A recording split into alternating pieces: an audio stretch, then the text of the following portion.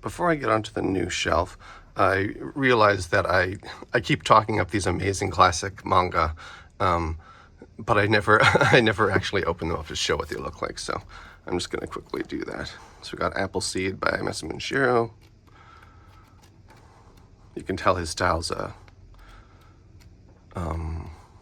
it's different from his kind of more modern style in his more recent manga, like Ghost in the Shell. I don't remember if I showed the covers actually, so I may as well do that.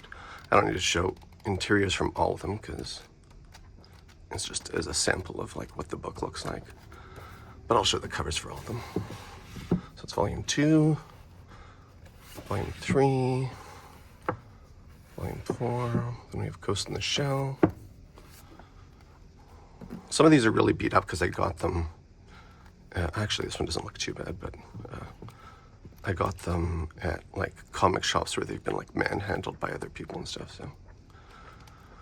So most of these are all black and white, but you can see like at something he likes to do is at the first few pages of a new chapter, he'll do, is it watercolor? I think it's watercolor or like maybe gouache or something. So it's always nice to get a bit of color work in there, which he's really awesome at. I much prefer his traditional color work to his digital stuff, which he started doing kind of like Ghost in the Shell 2 and onward. This is Dominion.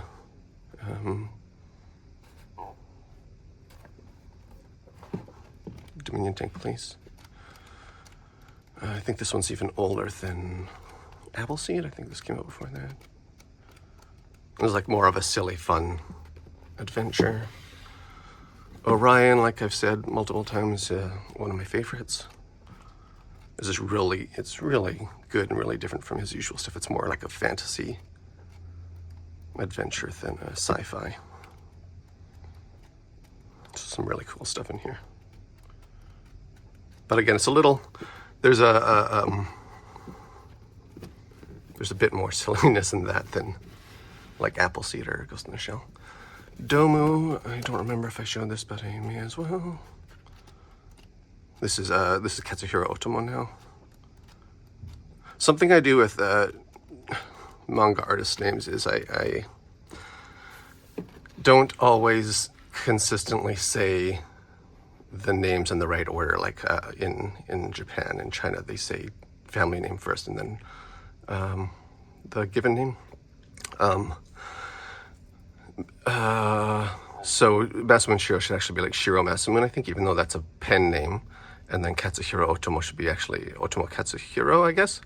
And then I guess, is it the same in Korea? I think it's the same in Korea. So I kind of mixed that up. So like Kim Jung-gi, I always say that way. That's last name first. But then for some reason, Katsuhiro Otomo, I say given and then last. I don't know. So forgive me for that. Here's Legend of Mother Sarah. This is the one I mentioned in the previous video. It's written by Otomo, but drawn by this other guy, Takumi Nagayasu. But his style is very similar to Otomo's. And like I was saying, I'm not sure if that's intentional, if he's trying to imitate it for that Otomo feel, or if that's just the way he draws. So that's really good. And then, yeah, I just felt weird that I was talking so much about Akira and I didn't actually show anything from inside. This book's quite old, so the pages are kind of yellowing. This is like a newsprint paper, so like really low quality, but I'm okay with that. I'd rather kind of pay a bit less and just read the comic than pay a premium for like a thick paper that would make it harder to read because it'd be really heavy anyway. So yeah, I'll just show the covers because I already showed that interior. For Otomo, I'm not as big a fan of his painted work. Looks like kind of oil or acrylic or something, as I am with Shirow's, which appears to be primarily more watercolor. But yeah, so I think that's all I missed. And let's get on back to the second shelf here. So I'd actually filmed this top shelf already, but deleted the file because I'm an idiot. Let's see here. So at the top left, we've got these Dark Horse Star Wars mangas. And something interesting about this is I've been seeing recently, is it a Kickstarter or something? They're republishing this series. And I didn't look too closely into it because I already own it. This is from what, like the early 2000s or something? So I don't know if it's like a 1-volume thing or what, but that's interesting. It also seems to be really expensive from the like ads on social media that I saw. But I guess at the time these were probably about $20 each volume, so maybe it's actually cheaper to go that way. But so these are all. This is like A New Hope, Empire Strikes Back, Return of the Jedi, each 4 volumes, and then Phantom Menace is just 2. And this is all that was ever created. I don't know why they did 2 volumes here and then kind of just stopped. Each movie, each set of volumes is by a different artist. But, and this is so confusing, but all covers are by Adam Warren, except for the last. So I'll pull these out. So here's the Adam Warren cover. At the time, oh man, these covers were so hot. So Volume 1, A New Hope, the artist is Hiroki Tamaki.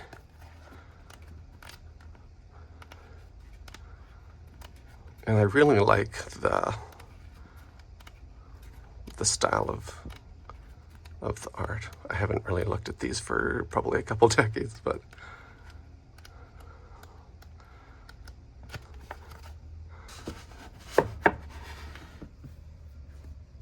here's the cover for Volume 2. Let's see if I can zoom in a bit. Han Solo in the cantina. Volume 3, Obi-Wan and Darth Vader. Volume 4, I guess this is, was this the Death Star battle? Alright, then Volume 2, Empire Strikes Back, we have a new artist. It's Toshiki Kudo. Let's take a look at his style. I quite like the artists from the first 2 movies. The artist for the 3rd movie is quite a different, more unique style. So Volume 2 of that is Luke training on Dagobah, Bounty Hunters, and Han Solo in Carbonite. Then we have the 3rd movie, Return of the Jedi. This time it's by Hiramoto. Is there a first name associated with that? I'm just trying to, it's hard to see through the camera, so I'm trying to do this. Or maybe he just oh, and I have these all signed by Adam Warren, who did like I said, he did the covers. Cool. Man, it must have been hard for me to carry all these books to a convention to be signed by him. Okay, so here's the interior art by, what's his name again? Hiramoto. So you can see very, very different style. Not really your kind of, when you say manga, anime, you don't really expect something like this so much. Like the other 2 are very more kind of standard manga styles. Here's Leia and, oh, let me zoom in again. Leia and Jabba the Hutt. Really like that cover. Luke and Darth Vader. I think in the backs of these he actually has some, because I seem to remember process shots for this. Maybe not here, maybe it was somewhere else. He had process shots of like, I remember he was complaining about he didn't like the size of the head in this one in particular or something, so he adjusted it over a number of attempts. Here's Palpatine and Darth Vader and Luke. And then the last volume, so this is by Kiya Asamiya. And he did the covers as well as the interiors. So I do like this artist, which is, I mean, I would have got this anyway, but I have some other books by him. So yeah, so cover by him, and actually, yeah, there, it's like, they're like a 2-volume cover. And I'll show you some interiors. Oops, I keep forgetting to zoom. So if you're familiar with Kiyasumi, it's just that as usual. And then so in terms of like the writing, this did feel super rushed because he did do it in 2 volumes instead of the 4 that these others had, so in half the time. All right, now we've got Gunsmith Cats. I'm a big fan of this, and actually recently I just kind of, I don't know if I was watching a movie and it was like a car chase scene or something, or a gunfight, but it just made me want to reread Gunsmith Cats. And I get that feeling like every year or 2 or something, because it's so fun. So I've got the original series is in these 4 omnibus volumes, and then I guess Burst was like a follow-up series. So, and these all read right to left, like the original. So, oh, these are so chunky. Classic. I've tried to watch the anime, but I didn't watch it at the time, like back in the, what was it, the 90s, or I'm not sure, or the 2000s. Doesn't quite have the same vibe as I get when I read the comics. Man, it's so good. It's so well researched. So like in terms of the guns, the cars, and all of that. But volume 2. Let me zoom in. Yeah, I'll just show the covers for the rest of these. Bean Bandit, Becky and Minnie May, maybe, no, I think, yeah, I don't know. I haven't read these in a while, so I don't remember exactly all the characters. Main character, what's her name? I don't know. Minnie May and, yeah, no, that's Minnie. That's Bean Bandit. I can't believe I can't remember the main character's name.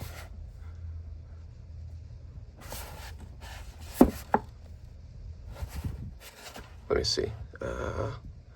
This is bothering me. Yeah, it's okay.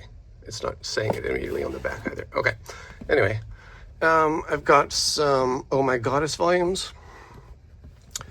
And I really like the art on this, Kosuke Fujishima.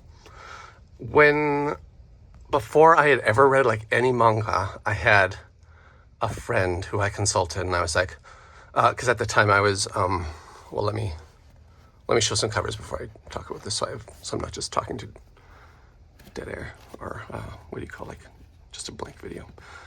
So this is what the interiors look like. This is from volume, what is this? Volume 30. So this is quite a ways in. His style evolved quite a bit.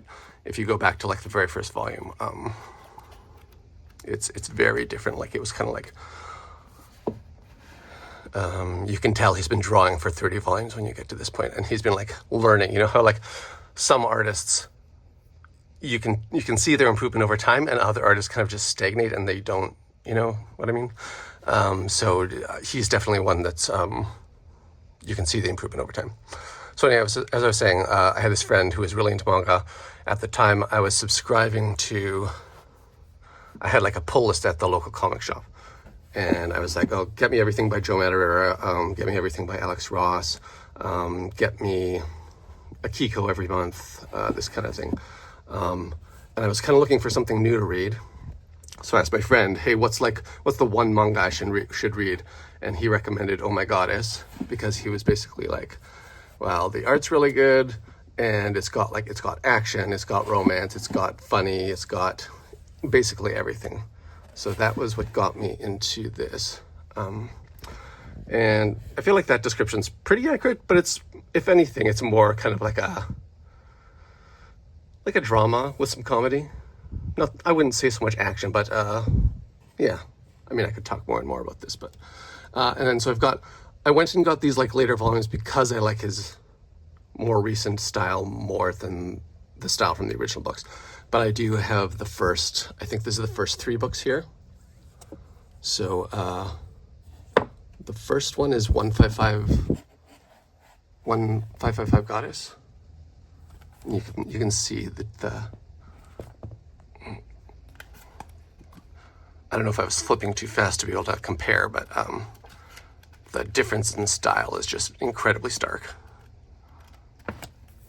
So I got that.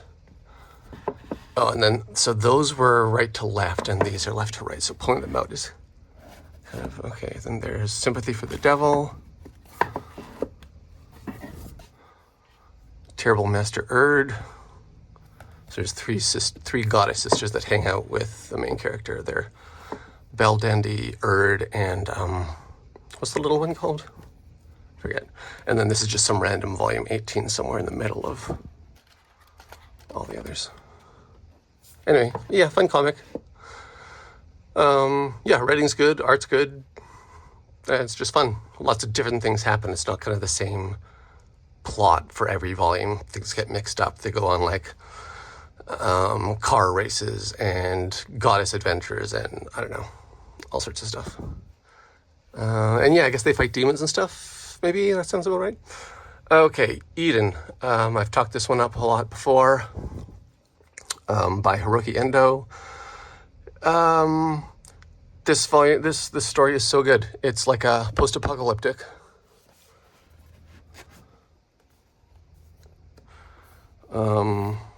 Very similar vibe to like something that Katsuhiro Otomo, like very Akira-like. Art's not nearly as good as Otomo. No one can touch Otomo, but still incredibly good. And again, like Fujishima, you can tell that his style evolves over time. Like there's a little bit of wonky anatomy in the first couple volumes, but as you get further in, it really starts to tighten up. And like I mentioned in previous videos, I don't have all the volumes. So I'm missing 6 here. I'm missing 8, 9. And that's just because it's been a while since this was published and I wasn't able to get my hands on them. And they haven't republished, so I had to read a big chunk of this online. But I highly recommend this. Excellent story. In terms of like it's like sci-fi post-apocalyptic. But I would kind of compare it to something like Blade of the Immortal, where it's like this long-running story. And even though Blade of the Immortal is like the opposite of sci-fi, it's more like a not fantasy, but you know, like a historical kind of thing. The way the plot moves along is like it runs for a long time, and it runs for so long that characters kind of like come and go from the story, whether they die or whether they just leave for whatever reason. But there's a lot of that where like it's, I don't know, like you could jump from point to point in different volumes, and it could be all completely new characters that you don't recognize. And I think that's really interesting. I think that makes the story, it keeps you on your feet. Because it's not just the same characters over and over and over, kind of like going back to Oh My God, it's just the same 4 characters in every volume, kind of doing, like I said, it mixes it up, but it's for the most part kind of the same stuff. Whereas in Eden and Blade of the Immortal, there's a lot more happening over a longer span of time. All right, and then we've got a couple, I think these are short story volumes by Hiroki Endo, Tenpenshu. And like I said, it's really hard to see what I'm actually looking at through the camera as I'm doing this, so I have no idea what I'm flipping through. So I can't really comment on what you're seeing, because I won't see it till after the fact. And then I guess the second volume is just more of that. There's a Pikachu volume. Interestingly, I have the actual original serialized, translated releases. So this is like, like 3, 4 serialized issues. And they did some, oh man, I forgot how much I love the art of this, actually. This is why I got this. But they censored this bound volume. Because in the originals, the female characters had like massive breasts, so they went in and they kind of cropped them out a bunch, which is really funny. I wonder if and like here, they're just originally they were just massive. So I guess they cropped that out for it'd be easier and more likely for kids to read the bound volume than for the individual serialized issues. That's funny. Patlabor Mobile Police. I watched the anime movies growing up, so big fan of this. Oh, I guess this one goes left to right. This is actually one that I've been meaning to rewatch because I'm not sure I appreciated it when I was much younger as much as I could have. Great art. I remember it being a bit slow. Like is it more like a police procedural kind of thing than actual mech action? That's my recollection, but I could be wrong. But yeah, I wouldn't mind rereading and rewatching. All right, so that last shelf, I always have the top shelves are like the shortest little mangas that I can fit there. This is another kind of primarily manga shelf, but with some taller books as well. So start here at the end. We've got Sin Titulo. This is, well, not manga, but it's a bound collection of Cameron Stewart's webcomic, which a friend introduced me to like years and years ago. It's really, really good. Cameron Stewart's awesome. Highly recommend. And then years after I was introduced to it, I saw that there was this bound graphic novel version. Really good. I haven't read too much of his other stuff, though I do follow him on like Instagram and stuff. I think he's done what, like some good Batman related stuff.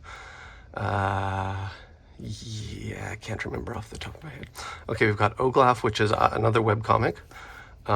This one's not safe for work. I've got the 4th volume, but that's on another shelf at the moment. So, well, let's just quickly flip through. YouTube surely can't catch it if I'm fast, right? So, really good stuff. There's so much content in this.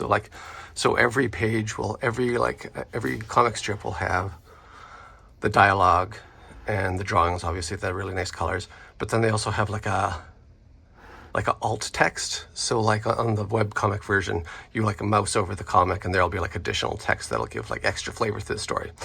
They very smartly included that in the published volumes by, well, I don't want to get too close into it, but they put the text kind of around the panel border.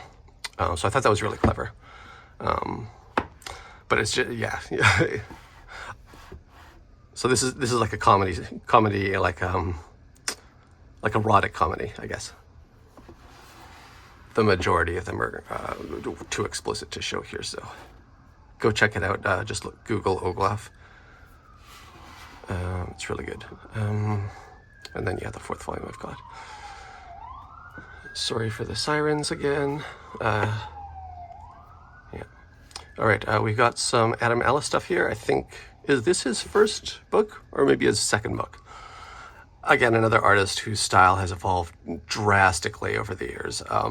Maybe more so than any other artist I can actually think of. Especially in such a short time. So Adam Tots online.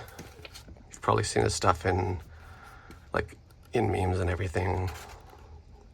So he started out with like this really cartoony big eye style. Single page comics for I think he worked for like BuzzFeed or something. He just exclusively produced comics for them. And then he left and did his own thing. I think so. Probably around this era, he was still at Buzz. I don't know if I'm talking out of my ass, but that's my recollection. So Fever Nights. This was a mock, tabletop RPG guide. Oops. What's this? Oh, cool. Hibchum Habji bookmark from kickstarting his cat book. Cool. So yeah, so this isn't like a comic or a story. It's more just like the characters and the enemies and the environments and stuff. And it was really fun. But I kind of would have preferred to have just read a comic in this universe. I hope he returns and does that. That'd be really cool. Because there's some really interesting stuff. Really get a real Final Fantasy like 7 vibe from a lot of the designs in here. And I think he did that like really intentionally and obviously, so that we know that it's kind of like a callback to that. Lone Wolf and Cub 2100. So this is obviously a play on that classic manga Lone Wolf and Cub, which is about like a samurai that kind of, he's got his son in like a little wooden stroller, and they like go around and do they take on bounties and stuff? I don't know. I think I read the entire manga. The same friend that recommended Akira to me originally, he recommended Lone Wolf and Cub, and he loaned me the entire series over time, because it's like these teeny little mangas, but there's like 30 plus of them. So I think I read his entire collection. And I also watched there's like old black and white movies based on the mangas that I also watched at his place. So this whole 2100 series is based on that. And I don't know, the art's good. It's very like kind of 2000s, it's like extremely stylized. But I think like going back to it now, I think it holds up. I think the coloring's really good. I can't speak to the story because I haven't read it in like a lot of these books in decades, but I wouldn't mind going back to that and seeing how it is, because I remember nothing from it.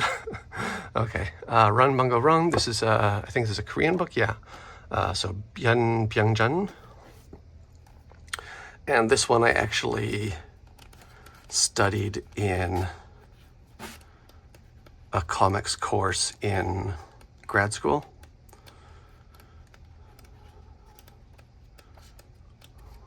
Nice. I like the art style, how it's kind of like black and white with those highlights, kind of like minimalist kind of watercolor style. That's nice. Don't remember the story about that. That was also like a decade ago that I read that. Here's Miss Marvel volume. This is primarily Alfona. What's the first name? Adolfo, or no, Adrian Alfona. Oops. A couple more Miss Marvel volumes. Also by Alfona. Really like his style, and it really fits kind of the Miss Marvel story, or at least the story in these volumes, where it's kind of less action and more kind of just like high school drama kind of stuff. Yeah. Oh, it's really cool. Really unique. I wonder what Alfona's working on now. I should look into that. All right, I've got... Oh, yes, this is the book that I was trying to remember the name of before. This is Cyril Pedrosa again. So I showed some of his... or I was referencing some of his book before. So Three Shadows, this is the small black and white book I was referencing before. This one I also studied in, I think that same course in grad school. Because I've taken a number of courses on comics over, like in undergrad, in kind of my second undergrad. I had to like touch up on undergrad, do some more courses at a different university to get into grad school. But yeah, so I took like a number of courses where I studied different comics, but these two books were from the same. So this is the artist who did the concept designs for Disney's Hercules, I believe, and you can really see in this book in particular. Like actually this almost looks like Hercules' adoptive dad from the movie. But like the same style, the kind of like, I'm not sure how to like a lot of the same stylized stuff. He does some really really neat visual stuff in here, where it's just like there are times where it's just like a regular kind of line art, but then he does like these really heavy blacks, and like flip through some examples where like the characters are all just dark, and it really kind of emphasizes what's going on in the story. Just kind of like a Grim Reaper kind of deal, if I remember. Hence 3 shadows. All right, Slop and Electa. So this is a book that I randomly picked up in a comic store while I was on tour. We went on an art gallery tour in undergrad, because I went to art school for undergrad. And I think we were in Minneapolis, and we stopped in, me and some classmates did some comic shopping, and this was just a random one I picked up there. I'd never heard of this artist like since then, until recently. I was looking at old episodes of a comic art podcast. Was it Ink Pulp, or was it Joe Quesada's? Must have been Ink Pulp. And I think they were referencing or interviewing one of these artists. This is 2 artists, right? Yeah, Dave Crossland. I think Dave Crossland was interviewed in one of the Ink Pulp things. And that was just like really recently that I listened to that podcast. And it was really interesting, because I'd never heard of this artist for like 2 decades, aside from just randomly picking up this book. So it's cool. This is Fraser Irving doing Frankenstein, and when I first got this was like back when kind of digital art wasn't as kind of prominent as it is now. And so I remember seeing this and just being blown away by the kind of this. It seems kind of like a subtractive style, where he would, like, this is just my interpretation of how maybe he worked, was he'd lay down the full blacks and then kind of put in the whites after, as opposed to where I think most artists would work the opposite, with starting with white and layering the gray tones and everything. And I think maybe he did that intentionally to like create a mood, but yeah, it's got this really, really awesome, like I always refer to it as kind of like a Photoshop style, but that doesn't maybe really make as much sense these days. Yeah, really love that book. And Frankenstein, obviously, great story. I read, excuse me, I read the original novel in school as well, so I'm a big fan of the actual source material. Wave, Listen to Me. This is Hiroaki Samura. So this is like, I don't know if I'd call it romantic drama, but it's definitely like a slice of life kind of. Same great art, but more in like modern times. It's like this girl who works for a radio station, and I kind of forget everything else aside from that. I think she has like some dramatic relationship with like her employer or something, and yeah, I wasn't as drawn into this story as much as his other stuff, obviously, because that's like Blade of the Immortals, way more action-packed, or his short stories or whatever, or Diver Gelder.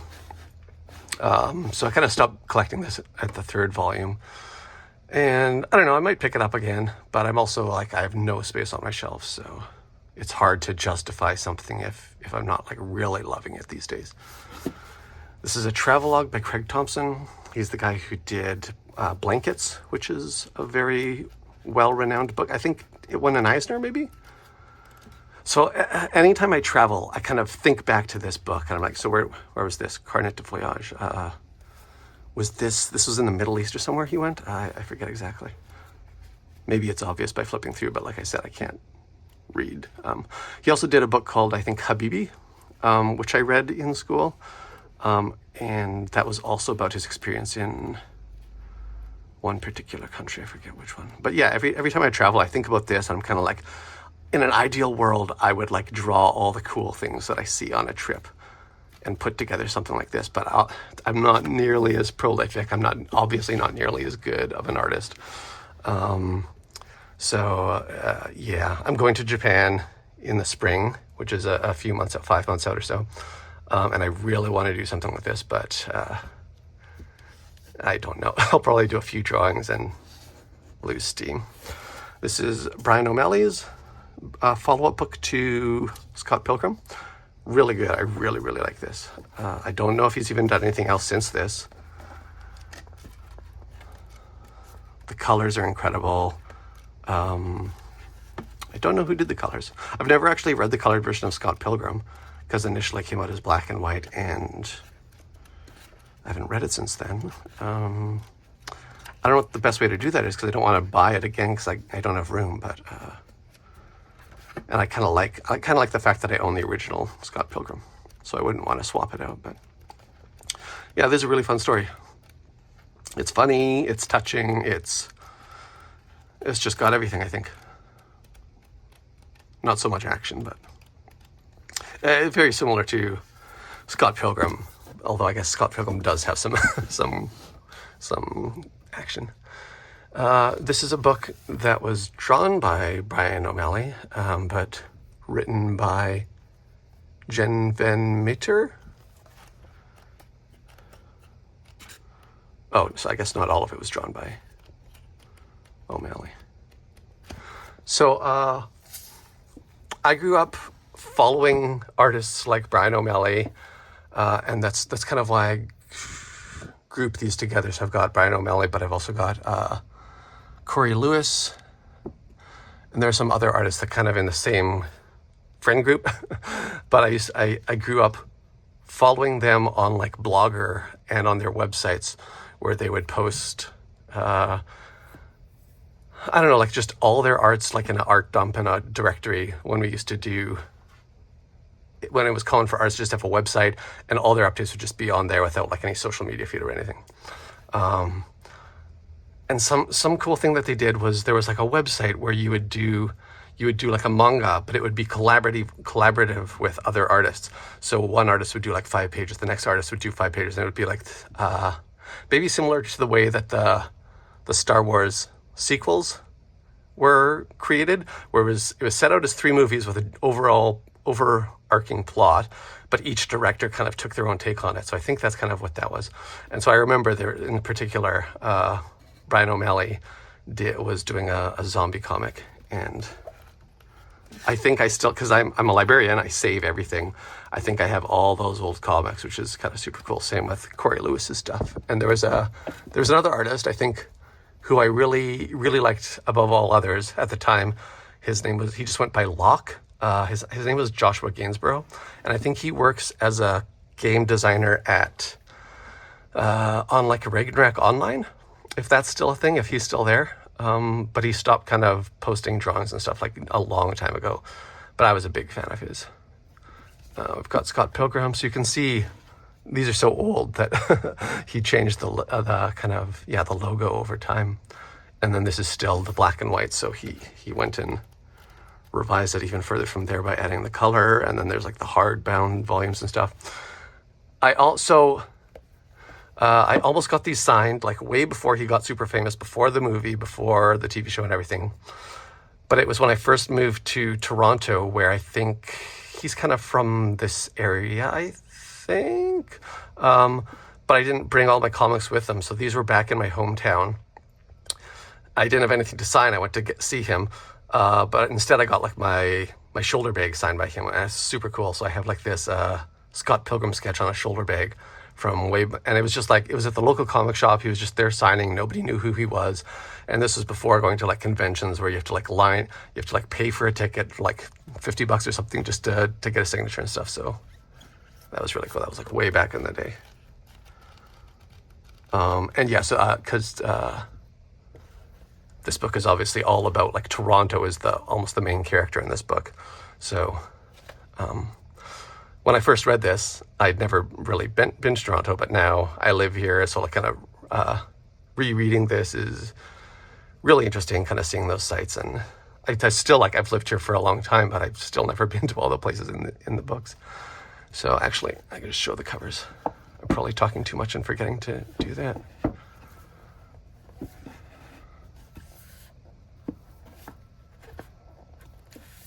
That was kind of cool. And then initially this was supposed to be, I think, like, there's supposed to be like 1 volume per evil ex-boyfriend. But I think it went kind of the way of Game of Thrones, where he just was like, oh, this is just way too much. I gotta like condense this and get it over with. So he ended up putting like multiple X's into single volume. That's my recollection. That could be wrong. All right, we've got Jen Wang. So Could Be Good, In Real Life, Prince of the Dressmaker, Stargazing. Oh, and then the newest volume, which I filmed in the recent update collection. That's in a different location. So we'll take a look at each of these. So this is Could Be Good. You can see her style is very different in this than the others, but I really like everything she does in terms of like the art and the story is just really, really good. I wonder when her next book comes out, because I'm a big fan. In Real Life, I really, really liked this one. When I think back on her body of work, this is kind of what sticks in my head the most. It's like the story of this girl playing an MMO, and she meets someone online who's like she's like working in like how do you say, like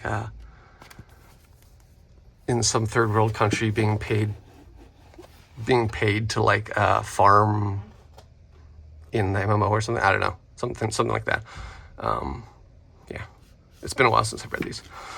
I remember this one being particularly poignant. But really, that's kind of like the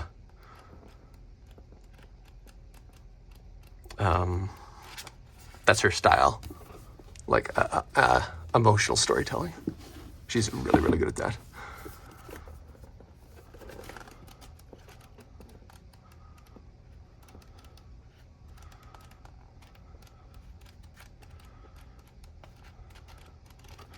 Yeah, really good stuff.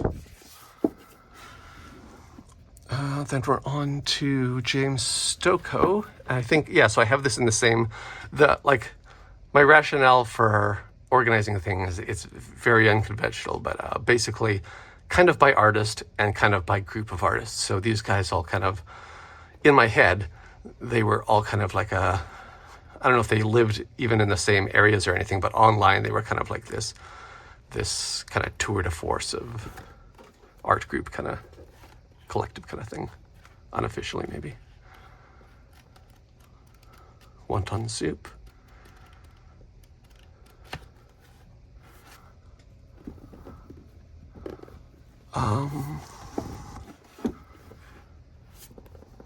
Haven't read these in a while. He's got a really unique style. Then we're on to Corey Lewis. He hasn't been doing too much, actually. So Shark Knife was his breakout title. It's hard to even explain what this is about. It's like he's a busboy in a Chinese food restaurant, but secretly he's this like superhero that transforms into this shark-like guy, and he helps protect the restaurant from evil things that live in the walls, or I don't know. He does really fun action scenes. Or maybe there was like a rival restaurant or something. I can't remember. It's been a while. This is Seedless. This was just another kind of series of short comics by him. I think these are just like short comics he posted online, and then he compiled them into a little anthology.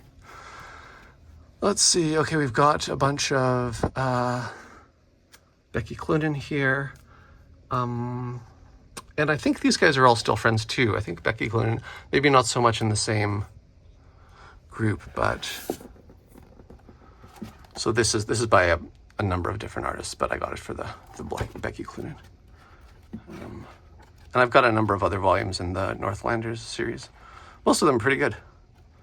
Initially, I got it for the David Gianfelice, because he did a number of, I think he did like 2 full volumes. Here's By Chance and Providence. This is a collection of her self-published short comics. good stuff. I haven't read anything from her in like a number of years. Channel Zero Jenny 1. That's kind of a pain in the butt token, so I'll just leave that. That's fine. American Virgin Volumes 1 and 2. I think there's a third volume that I never got. I don't know if there was a fourth as well. It's kind of this weird story about like what do you call them? Like a TV evangelist kind of thing.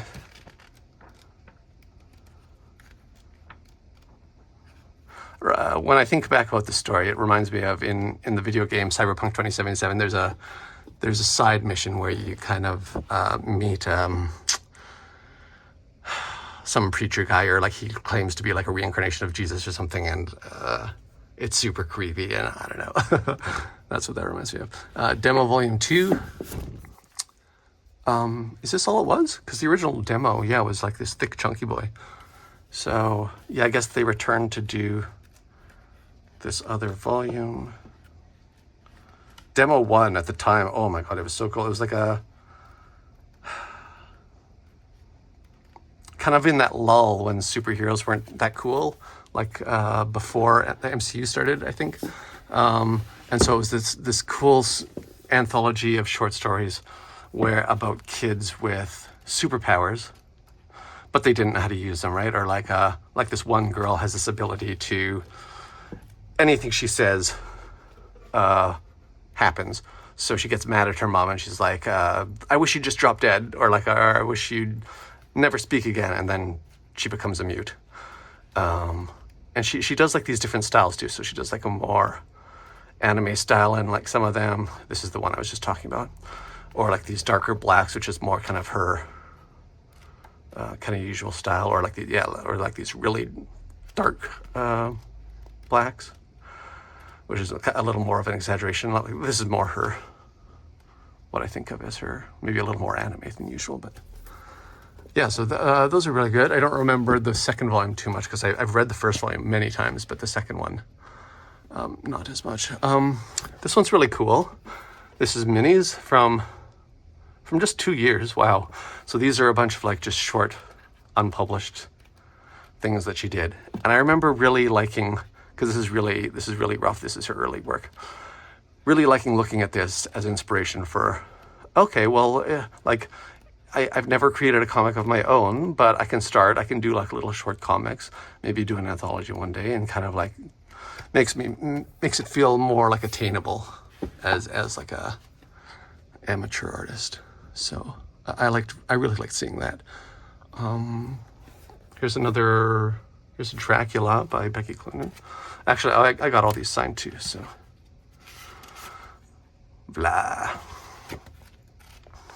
This one I really liked,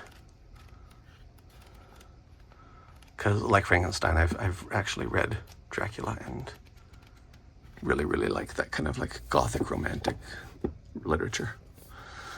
East Coast Rising, I've talked about this one before, how at one point I said it was like my favorite book of all time, but that might be maybe not so much. I haven't read it in a while, but I do remember really liking it. And her intention was to do more volumes, but I guess that never happened. All right, we got Jillian Tamaki. She's from Toronto. I think she lives in New York now, but here's Indoor Voice, an art book. Art book? Yeah, I guess so.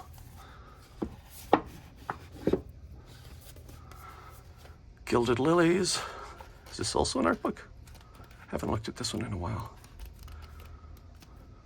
Was that some poetry in there too? Some short comics. All right, I think in my opinion, her magnum opus is this one, Summer. Looks like it got what is this award?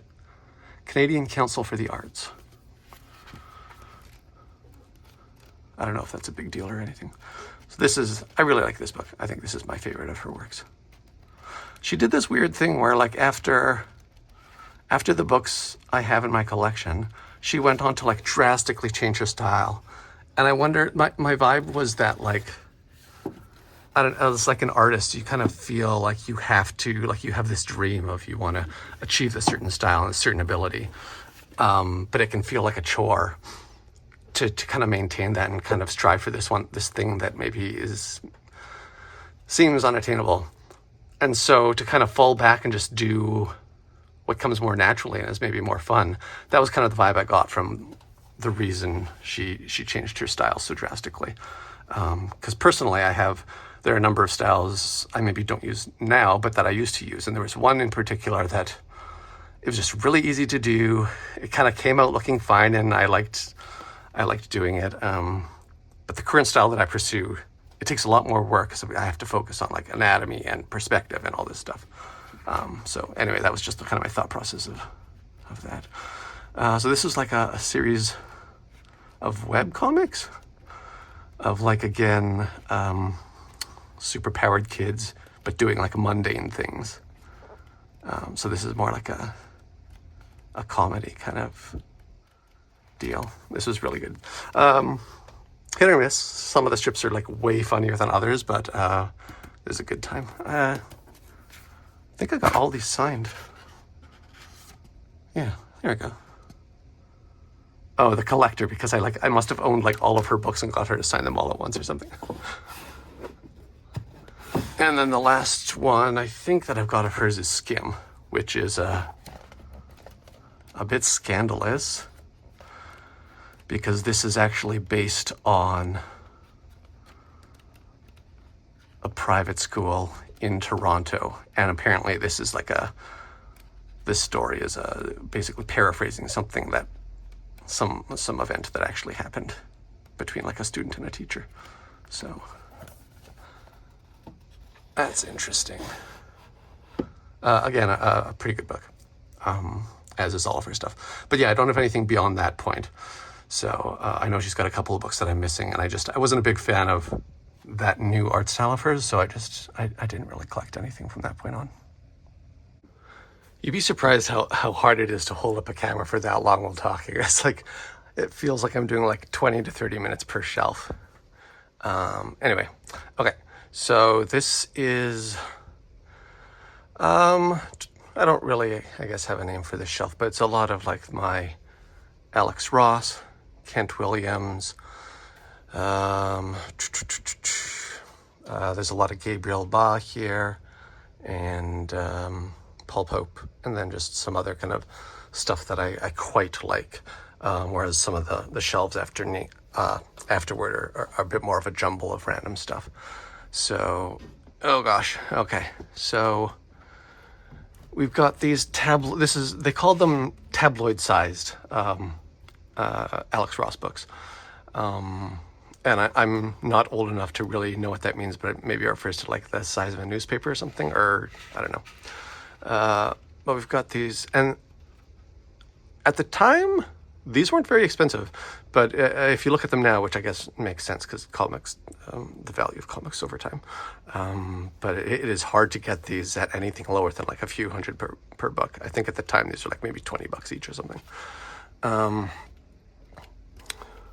And unfortunately, look at that. That's crazy. One summer I had to exist without air conditioning, and a lot of my books just got terribly warped from humidity. It's just, sucks. You can see just how bad that is. So it's actually even hard to just open this book, so I'm not even going to bother with that one. That's JLA Secret Origins. There is now a trade paperback version that's just like the usual size, that collects all of these. So it's a lot, and I've been meaning to get that just because it's really hard to read these big chunky, massive oversized books. Like, it's even hard to just hold it here to show. But it's really cool to see his work this like up close and in detail, because it really, for artists of his caliber, it really is cool to see in a bigger scale. So that was Liberty and Justice, Shazam, Power of Hope. Do I want to flip through? Sure. Oh, but it is really hard. And they all kind of have like I don't remember what the JLA ones, but these all kind of have like this really positive message, and they're kind of a lot more grounded in reality. So it's, again, it's been a long time since I've read this, but like he's like saving everyday people and like showing, and it shows like the impact that has, and like War on Crime, Batman War on Crime was about like there's this kid that's being like drawn into a gang, and he's like doing these burglaries or something, and Batman kind of gives him this stern look. He's like, is this really what you want to be doing? Could you choose a better life? Which I guess is maybe a little simplifying kind of social issues if I'm misremembering how that goes, but oops. Superman Peace on Earth is kind of about Superman celebrating Christmas by bringing all this food to starving communities in like Africa or something, but realizing that even though he's super powered, there are like evil military groups that can like destroy the food he's carrying, and it can like, even Superman can be kind of can kind of experience despair and show his humanity that way. Marvelocity, so we've got these two art books, Marvelocity for Marvel art, Mythology for DC art. Oh my god, it's so heavy. I'm not a big fan of slipcovers, to be honest. They just kind of get in the way. I don't know, like, I'd rather kind of just take it off and be done with it. Oh, looks like this one's got, oh my gosh, it's got like this massive, this is all the dust jacket. Kind of flips out, and I'm not gonna, like, this book's too heavy to try and show all that, I think. Well, yeah, no.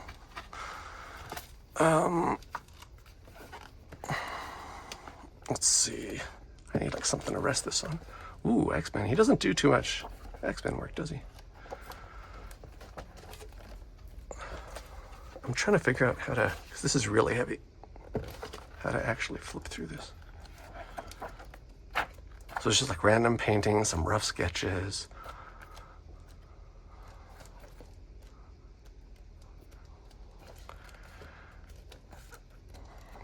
Really good stuff. Oh, surely I think I've done a video of both of these. Ow. Oh my god, my shoulder hurts from holding that. Okay, this one, soft cover, but equally as heavy, kind of. Same kind of deal, a lot of rough work. Cover processes and stuff, some comics. Excerpts from some of those books that I was showing. Oh, that was cool. Kind of showing some kind of Paul Dini style. Where was that? Yeah, here. Cool. I forget what the story was behind him trying that out. Ooh. All right, here's the Fantastic Four story he did, full circle. I think he wrote and illustrated this. I was talking about this in one of the collection update videos. Great stuff.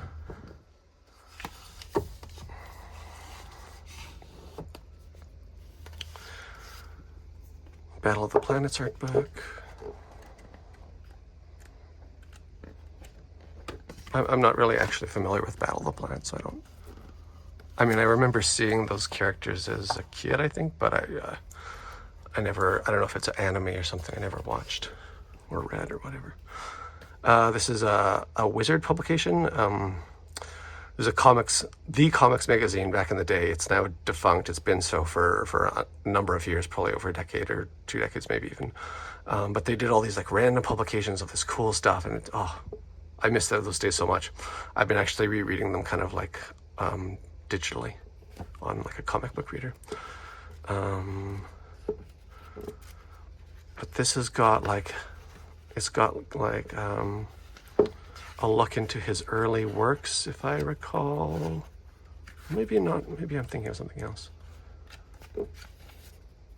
I think it's got to look at his early works. It's like shows like his studio and the reference photos, all the reference photos he uses, and all these cool like Easter eggs from his comics. So all the kind of historical figures and movie actors and stuff that he puts in his comics just to like.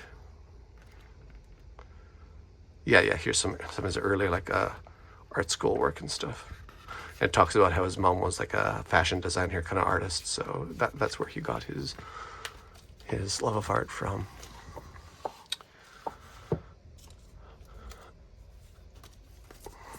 Terminator: The Burning Earth.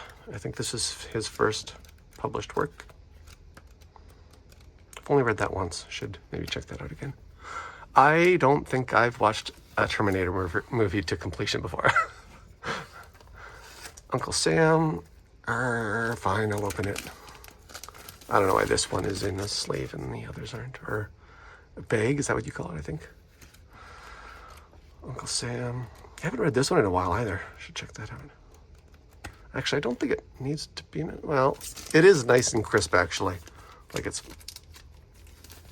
The bag is doing its job, so you know what, I'll put it back in. All right. So he primarily does like DC stuff. Seems to be like what he maybe grew up on and what he really has more of a passion for. But he did this book Marvels, and I guess he's done. He did Earth X, although he didn't. That was more just like he designed the concepts and stuff for it.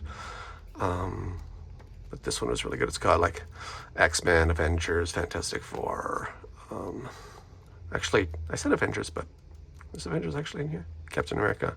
No, I think it's more like Human Torch. Yeah, maybe not. Yeah, that's a good one. It's one of his earlier works as well. Oh my gosh, trying to get this back in. Kingdom Come, of course. This is probably his most well-known work. It's like a set in the near future, kind of. All the superheroes are kind of aging. Superman is retired. And his books are like usually a really good like social commentary, like really interesting in that way, as opposed to like a standard kind of superhero idealistic written story. So yeah, especially in Kingdom Come. Marvel's maybe a little less so, but he always likes to zero in on like the human aspect of things, as opposed to like making superheroes exist in a more grounded world, which is I think kind of really a compliment to the realistic style he uses in his gouache paintings. So trying to take the superheroes he grew up on and making them like believable and exist in a real, relatable world. This one is a little bit more, having said that, comic booky justice. So I don't have the bound trade paperback of this, but I have these 3 individual volumes. But they were all collected into a single volume, which I don't have. I kind of would like to have it just to have them all in one place and make it easier to read. But this isn't bad. Better than reading the individual serials that I have to like put in a bag with board and everything. So, all right, then we're into Kent Williams. And this is an artist that I've loved for a long time, very Ashley Wood-esque. But I randomly discovered him in a bookstore, not even a comic store. When I was just browsing the comic section, I saw The Fountain. I was like, wow, that's like, I think at this point I had already been a fan of Ashley Wood, who I had recently discovered. And I looked through this and I was like, wow, this is really Ashley Wood, like really, really. And I told that to my friend at the time, who's like a professional illustrator and who's done some comic work. And he was like, oh, yeah, of course. Kent Williams has been around way longer than Ashley Wood. I remember that interaction quite vividly. But yeah, ever since I've been like a huge fan. And the neat thing about The Fountain is, I didn't know this, but I'm a big Darren Aronofsky fan. He's the director of the movie. And The Fountain is actually what came before the movie. It was the Kent Williams comic that was used as the source material to create the film. So that's a cool fact. It's actually written by Darren Aronofsky, so yeah. All right, so we got this sketchbook at random 2.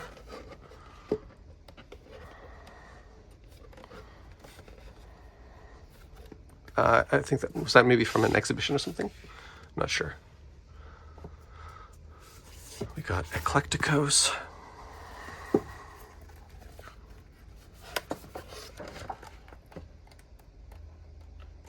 I've got a couple of his prints, which I think I got random prints with some of the books that I ordered, maybe the exhibition ones, and I've got those up at my office at work. Some of them have got like they're kind of on the edge of like work appropriate with some nudity. There was one I took down because it showed some breasts, but the one that I've currently got has got some nudity, but it's like from the back, so you don't actually see anything. I think this is the first art book that I got of his after The Fountain. Yeah, what's this one called? Amalgam. Okay. Ooh. What's this one? How Human of You? Ooh, this is kind of... Oh, there's there's a print in there or something. Or... No, it's just a... Okay. I don't know. It's a bit tough to flip through without the things falling out. All right. I think he's in LA. It'd be so cool to be able to go to like exhibitions by some of these fine artists that I'm a fan of, or like to Hong Kong where Ashley Wood does all of his exhibitions. That'd be so amazing to see this stuff in person. Drawings and monotypes.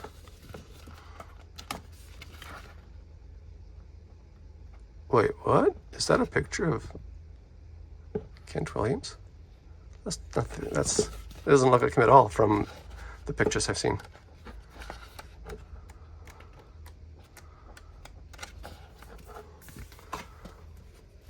The only photos I've seen of him are, oops, what's that? Are kind of when he's a bit older with like gray hair. What is this? Oh, this is one of the posters I had at my work desk, but it's got like these boobs hanging out, so I was like, maybe I shouldn't. My rationale was kind of that my boss at work has some classic, she's got like a print of a classic painting that's got some nudity, but maybe a little bit of a different interpretation there if someone was to walk in. Well, I mean, people have walked into my office and seen them, I'm sure, but anyway, don't want to be called into HR. He's got a couple comics here that I really remember loving a lot. Tell Me Dark and Blood a Tale, in particular, these two. Yeah, so like the Ashley Wood connection is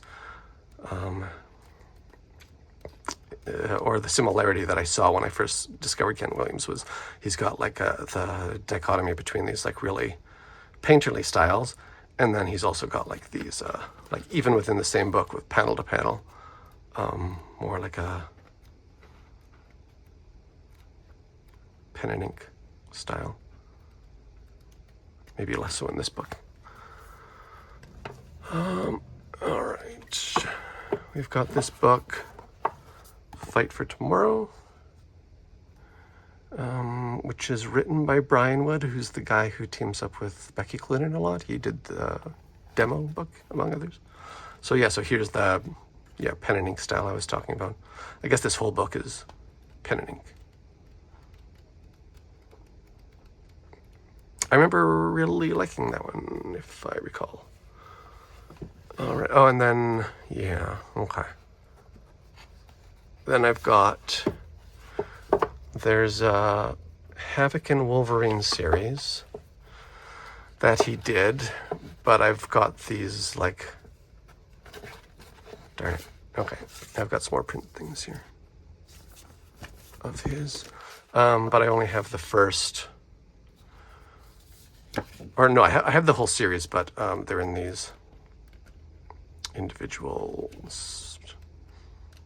volumes. They're bound, so they're not exactly like serials with the staple, but there is a trade paperback of this.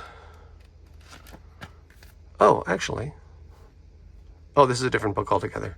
So Havoc and Wolverine was like 3 volumes. I guess I got the other 2 somewhere else, and then Wolverine the Killing.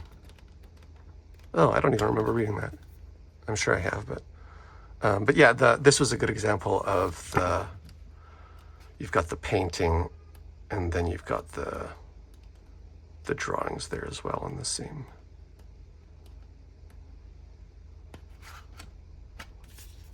Okay. So I guess we'll find those other books probably in my currently reading section, because I've never actually finished reading the Havoc and Wolverine one. And a lot of that is because it's in those individual issues as opposed to a collection, which I find a lot easier to read. Okay, let's put these back. And again, I focus more on accessibility and like the ability to actually read the books, because that's what I like doing, as opposed to collecting the serialized issues, which are typically have a higher value if you keep them in good condition. All right, we've got Pulp Hope. This is his art book. I've done a video of this, so you can go find that.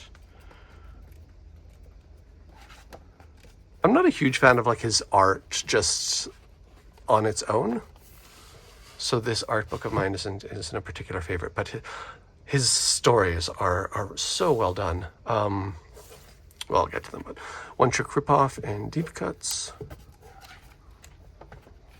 He does have a really unique style, and something that's interesting in that Pulp Hope art book is the way he describes how he developed his style. And that is that I think, did he live in Japan? I think he lived in Japan for a time, but I think he also lived in Europe. And he tried to, the way that he came up with his style was he liked the way that European comics style differed from American. And he liked the way that Japanese manga comic style differed from European and American. And I think, if I remember, what he was trying to do was to kind of create a style that kind of brought those all together.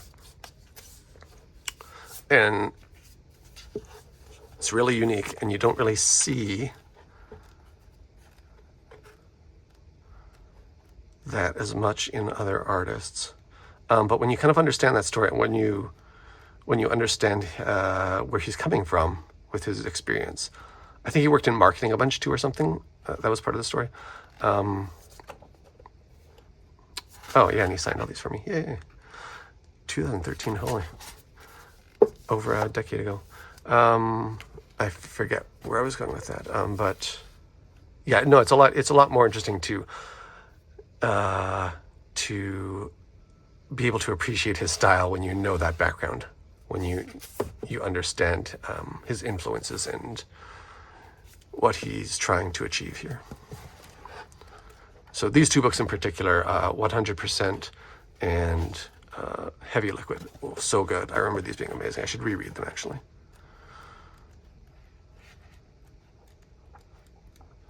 And I think the art and the writing, he wrote these as well. The art and the writing really complement each other really well. I think if you were to look at the art on its own, maybe it might not, for me personally, maybe not stand out that much, but the writing is just really, really good. Batman Year 100 by Paul Pope. Actually, I think this might be my favorite Batman story ever. It's really good. Here you can tell he's kind of trying to adhere to more of a kind of mainstream North American comics style. Kind of toned down a little bit of the stuff he does in those other two books I just showed. And of course with the colors. Is this the colorist maybe? Jose? Yeah. No, really like that book. The other two, I think that's my favorite Batman story ever told. And I think my next favorite Batman story ever told is actually there's two Telltale point-and-click video games. Like Batman, the Telltale series, and then there was a sequel. And I think after this book, those might be my favorite Batman stories. I don't remember what happened, but they were really well done, if I remember. And maybe part of it was the interaction, like the ability to, I don't know if you could choose outcomes or something, but to kind of live the action and make the investigations as Batman and stuff. Which, of course, there are other Batman games, and I've played lots of Batman games, like the Arkham series. But something about those Telltale games was really special in the storytelling, in my opinion. Battling Boy, I don't remember what this is about at all. Maybe this is like his take on a superhero kind of story. Surely I read this, but it's been a while. All right, now we've got a chunk of Greg Tocchini. And he is just like a modern day master. I can't, it's just, his work is flawless. This was adapted as a Netflix movie, I think. I heard it was quite bad, but the comic itself is, it's really good. Look at that, flawless watercolor. He's really good at this dynamic, what do you call it?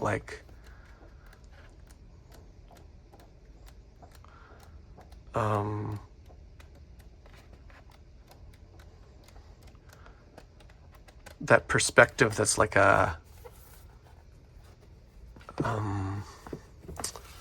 that's more like a spherical base, like a fisheye kind of perspective, as opposed to even an extreme standard 3-point. He's really good at that in a lot of his illustrations. So he did this X-Force.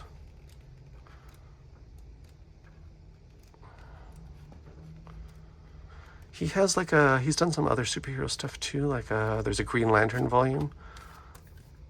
I think I've got an ebook version of that I have yet to read. I think he did. Was it Hulk too, or am I conflating that with another artist? Anyway, so his magnum opus is Low. This is so good. This is this entire city is under the sea, and it's been generations since they've been out of the water. But there's this family of submarine navigators, and one of them gets kidnapped or killed or something, and then the kids grow up and they go in search, or maybe one of the kids is kidnapped. It's been a while since I've read this, but it's really good. And then they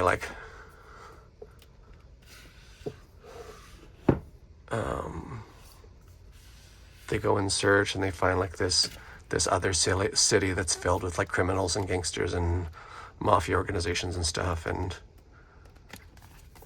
I guess I don't want to say too much to spoil it, but they do finally leave the sea at some point on their adventures, which is, I guess I don't have to, probably shouldn't show all these actually, but I could show the covers.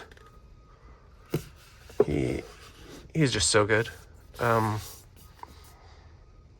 It's hard to tell from just a glance, but as soon as you get into the panels of his work or his watercolors, it's just, it's really, really something. Yeah. All right. So Gabriel Ba, we've got this chunk here. Casanova 2 to 3. I've got the first volume in my office with my currently reading, because like I mentioned in the previous video, I want to actually read this series. I haven't yet. All right, and when I did my last update video, I was noticing that this second volume is almost entirely drawn by Fabio Moon. But Gabriel does the first, and it looks like the third volume, so.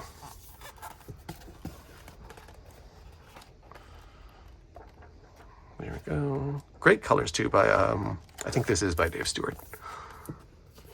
Like I was saying, I basically only know that one colorist by name. So whenever I see colors that are like even remotely like his, I'm like, oh, is that Dave Stewart? Day Tripper. I think this one was so moving. I think I tried to make my mom read it. I don't remember if she did or not. Actually, and that reminds me, when I first got Kingdom Come, because I think I got it when it was released, actually. When I got Kingdom Come, or maybe when the trade paperback was released, at least. This was the regular comic store I had where I had the pull list, and when I went to pick it up, because it was like, this was when I was like in high school or something, and it was like the comic shop was on the other end of town. My mom drove me there like once a week or something to pick up my comics, and she would come in with me sometimes. And the clerk, because she knew me and my mom, when she gave me Kingdom Come, she was like, okay, I'll give you this on one condition: you have to make your mom read it. And I think I did. I don't remember what my mom said. My mom isn't really into anything even remotely like comics or anything, but that was interesting. And so then that kind of was probably the inspiration for me to force another comic on her many years later. So Umbrella Academy, of course, it's got that Netflix series. I think I tried to watch the first season and I wasn't a huge fan. Pretty cool that it was filmed in Toronto, though, in my town. And I used to live like just a couple blocks away from one of the filming locations. And as like on my commute to and from work every day, I passed the set. That was kind of cool. All right, so we got, I think these are all signed actually. By Gabriel. I don't think Fabio. I think this is the only work of Gabriel's that his brother Fabio Moon wasn't involved in. So I went to convention. I had all these books that I hadn't had signed by Gabriel, but I did have them signed by Fabio, because when I went to their table, Gabriel had gone on like lunch break or something, and Fabio was there. So then on the subsequent convention, I went to get them signed. I was like, I just need these signed by Gabriel, and they kind of looked at me weird. And then they opened it up, and I was like, oh yeah, I did. Fabio was like, oh yeah, I did already sign these, but Gabriel didn't. So I felt a little bad because I'm not as big fan of Fabio, but and then funny, later as I was leaving the convention to go get food or something, I saw Gabriel just walking around the city on his own, and I was like so tempted to be like, oh, I'm such a big fan, could you sign my books or whatever? But I thought of that like a second too late, and I also didn't want to be like an annoying fan, and I don't know. It's cool when you see like amazing artists on the street though, like Sam does art. I have an art book up. We live in the same city, and I randomly saw him on the street one day. I was just so starstruck. I was with my wife, and I was like, oh my god. Look. But I was like too starstruck to like stop him and be like, hey, I love your work. A couple BPRD books by Gabriel Ba. Again, I guess this isn't by Fabio Moon either. And it's got some stuff by other artists as well. No, that does have Fabio Moon. Okay, maybe it is both of them. Really like his work on these two. Especially, this one, Vampire. Really, I should reread. It's so good. I think of all the artists who work on like Hellboy universe content, him and Duncan Fegredo, I think, are my favorites. And I think Gabriel Ba even more so, because his style just inside and out of the Hellboy universe is consistent, and it's consistently Mignola-esque. Details. I'm very conscious that we're already over half an hour just for this shelf. I think I've read this one. I don't remember what it's about. Let's quickly flip through. Let's try and get through this faster, actually. Picsou. So this is by Gabriel Ba, Becky Cloonan, Vasilis Lolos, and Fabio Moon. Vasilis Lolos. I've got some... He's done some other collaborative work with these guys too, and some anthologies they've published, but aside from that, I'm not familiar with with him. Like, I don't have anything by him on his own. All right, we've got some Stuart Immonen. That looks like it's about this stuff here. Next wave. I'm a huge fan of this book, and his style in this is just incredibly unique and very different from every other style that he's done in like his mainstream superhero books or his like indie stuff. And I love it so much. It's like this crispy cut of angular, I don't know how to explain it. And the writing too. Who is this? Warren Ellis? I guess he's a really well-known comic author, but I can't think off the top of my head what else he did actually. Which is maybe an insult to comic fans everywhere, but I follow comics mostly for the art, not the writing. So it's really funny. It's really fun. It's really lighthearted. It takes like these Marvel heroes and puts them in like these scenarios that you wouldn't see them in otherwise. I'd find some examples, but it might take too long, and I'm conscious that we're running really long here. All right, we got this Star Wars book, and this is kind of more like his standard mainstream comic style, which is still awesome. I like his work, and actually, these may all be signed as well, because where would he have signed? Because I've seen him at conventions. Wait, surely this one. Actually, let's go back and see if we got a signature on this one. Yeah, there we go. Cool. We got this Spider-Man volume. Ooh, awesome Alex Ross cover.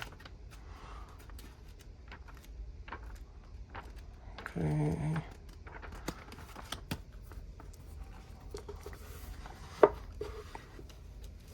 And then a bunch of his indie stuff. So he wrote this with his wife, moving pictures. Actually, and then this is a unique style too. Really like it. That was a good book. Don't ask me what it's about. Okay. I thought for a second that was a sticker, but that's just printed on as part of the cover. So this is Grass of Parnassus. I said it wrong in the collection update video. I said Grass of the Parnassus. I think it's just Grass of Parnassus. Yeah. And I'll just do a quick flip. Oh, this is a hard form factor to... This has got lots of notes in the back, and then the comic itself. Oops, sorry about the shake there. And like this horizontal kind of web comic kind of format. Weird story, but fun. Fun stuff. And cool slipcover. Did I have that upright? I forget. Must have been. All right, Russian Olive to Red King is a weird one. So we've got like this standard comic, but then it's like interspersed or maybe just all at the end. It's just like all this text. Poetry, you don't remember. Is that also by Catherine? Yeah, that's by both of them, him and his wife. All right, we've got some Sam Hiti. So Tiempos Finales. This was this. Oh my God, this is so good. This is one of the best books I've ever read. In terms of like the writing and the, maybe not the straight up art, but like the composition and the concept and everything. It's just, it's so good. This was supposed to be like one of 11 volumes, but like I mentioned previously, he just dropped out of the scene and he never finished it. Death Day as well was going to be a multi-volume. You can see part one. This is more like a post-apocalyptic sci-fi kind of. This is more recent. Really good stuff. His style is like really unique, kind of. I think that's a sketch he gave me at a convention. Drew me. Maybe like not for everyone, but really good stuff. Here's a Ignacio No bio and art book. So he's primarily an erotica artist. I've got a couple of those books, but he also does, I think he does like some textbook stuff. He does some historical stuff, some children's books, which is a little weird when you think about it, but he's got an amazing style. He does like a combination of, he does like oil paints, I think, but also digital painting. Really talented guy. I wonder what he's doing now, actually. I've got some, so actually, oh, here, these are two of his erotica books. I'll just quickly show, okay. And hopefully YouTube doesn't take this down. And then I got a couple erotica books as well by, what's his name? Brandon Graham. So, those two. Oh yeah, and, okay. I've got an Aliens book by James Stokoe. I think I only have 2, maybe 3 Alien books, comic books, and both are all amazing. Really, really good. Highly recommended. Even if you're not a fan of James Stokoe, the writing is, and I think, did he write this as well? I think so. All right, here is Spy Games by Kim Jung-gi. This is this in French? Or Spanish, I'm not sure. Really good. So someone told me, because I think someone commented on the video I made of this, and they were like, if you bought the book, it should have come with the English translation, like PDF or something. And I don't think mine did, but I was able to find that online. So I was able to finally read this in English, and actually when I read it, it reminded me that I think I had manually translated with Google, like the phone app or something. Writing isn't anything special. It's kind of fun. It's like a Hunger Games battle. Is Battle Royale that Japanese movie? No, yeah, I think so. Kind of like that kind of vibe. But yeah, of course the art's amazing. Here some Terry Dodson. Yeah, so he's a very like I don't know who came first. Probably Adam Hughes, but he's like his style is very Adam Hughes, and that's what I love about it. He's very good. A lot of the time he works like really fast, and his style comes across like you can tell it's a bit rushed, which is, yeah, I mean, I'm not gonna criticize anyone for having to like work fast on a North American comic schedule, but when you compare that to Adam Hughes, who I guess doesn't do nearly as many interior works, it's I don't know where I was going with that, but you can tell it's sometimes he puts more effort than others. Even on his own like creator-owned books, sometimes it feels a little rushed.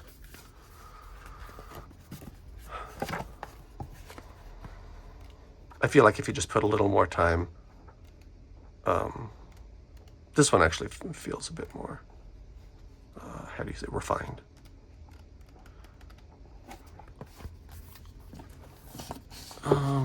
There's this book, Muse.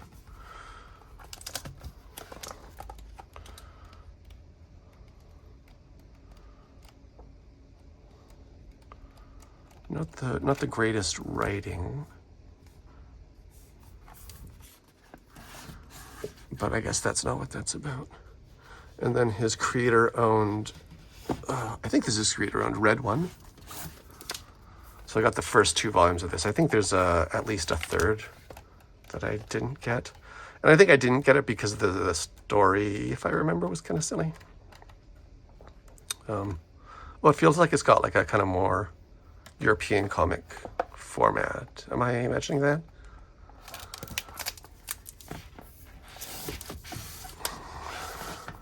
All right, last book for this shelf, and we're just shy of 45 minutes. This is going to be a long video. Yeah, so like a female spy kind of thing. I really love the cover style, like with the kind of the line art and then the colored figure on top. Yeah, really good. And like the flat reds and white, and then like the more like detailed skin tone coloring.